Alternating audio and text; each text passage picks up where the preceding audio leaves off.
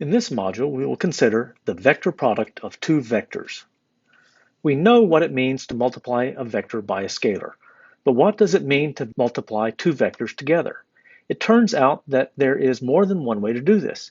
Here, we will explore one very useful way of multiplying two vectors together that yields yet another vector.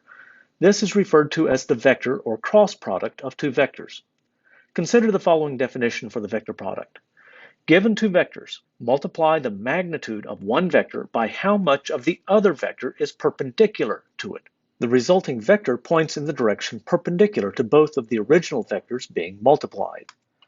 Consider two vectors A and B. Their vector product is written as A cross B. If we look at the component of A which is perpendicular to B, this is given by the magnitude of A times the sine of the angle theta between the two vectors. So we find that the magnitude of the cross product of A and B is given by the magnitude of A times sine theta times the magnitude of B. Similarly, we can consider how much of the vector B is perpendicular to the vector A. This component is the magnitude of B times the same sine of the angle between them. And so once again, we find that the magnitude of the cross product is just given by the magnitude of A times the magnitude of B sine theta. So both definitions give us the same result for the definition for the magnitude of the cross product of A and B. Consider the parallelogram formed by the two vectors. The area of this parallelogram turns out to be equal to the magnitude of the cross product of the two vectors. This is a very interesting result. In Euclidean geometry, we learn that any two non-collinear lines that intersect form a unique plane.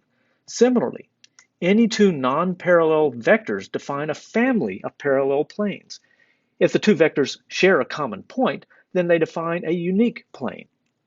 The direction that is perpendicular, that is normal to this plane, is perpendicular to both of the vectors that define the plane. And so the direction of the vector product of two vectors is normal to the plane formed by those two vectors.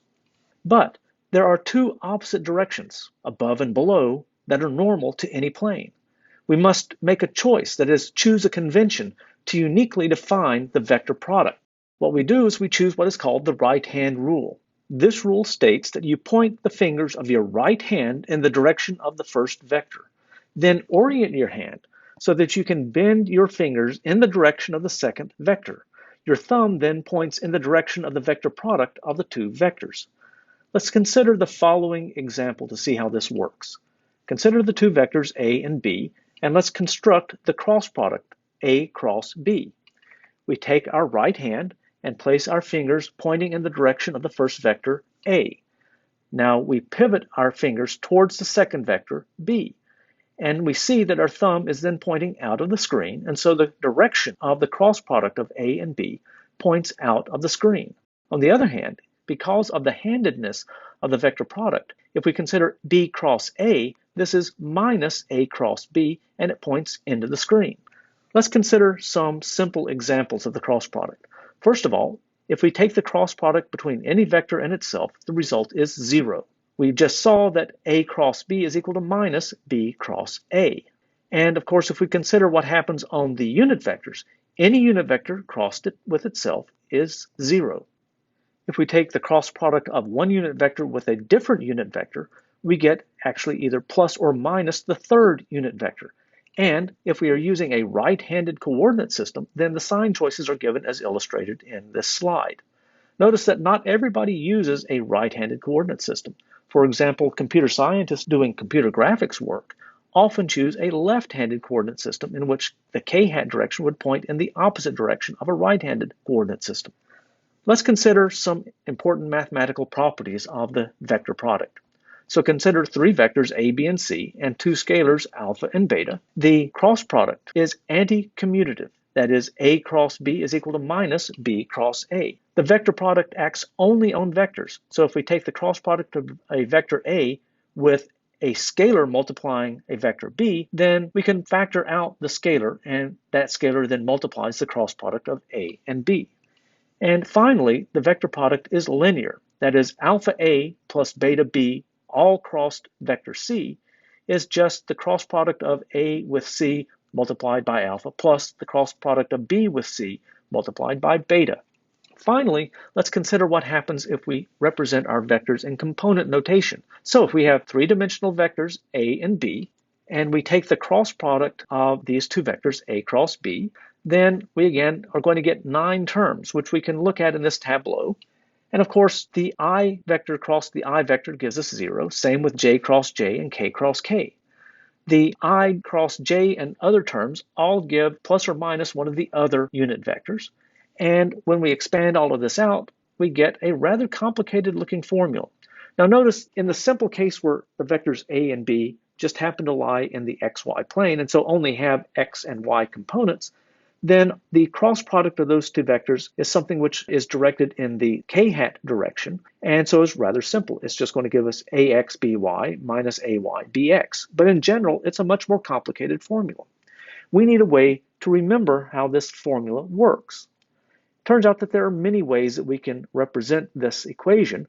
One way to work out the vector product is through what's called the determinant method.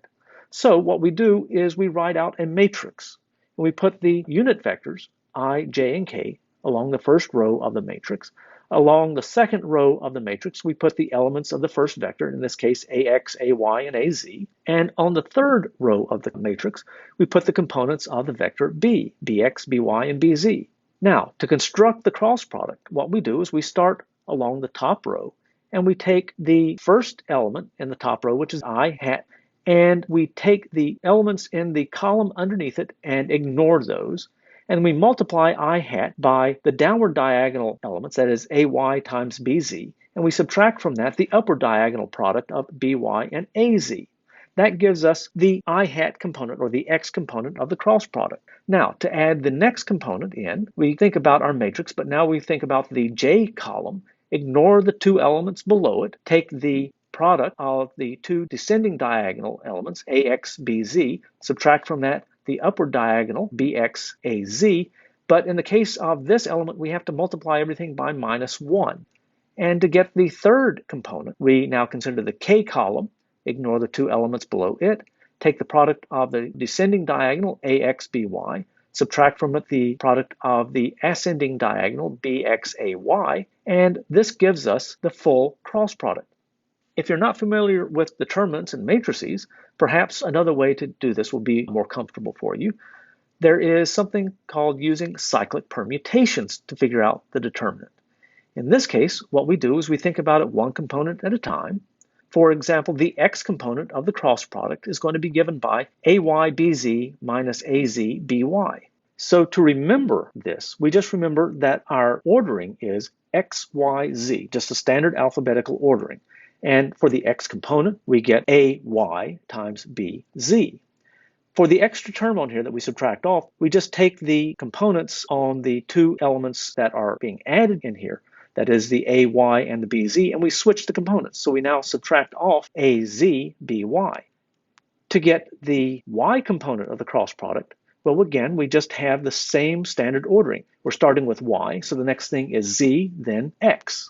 This is a cyclic ordering. Since we're starting with y, we next go to z, and then the x comes around and comes back starting on the end again. And the two terms we subtract off, once again, we just switch the ordering of the components on the preceding term. To get the z component, again, we're starting with z, so the next thing is x and then y. So we're again using cyclic permutation. And finally, the elements for the last two terms are just the reverse of the components on the preceding term. And that's how we construct the cross product using cyclic permutations.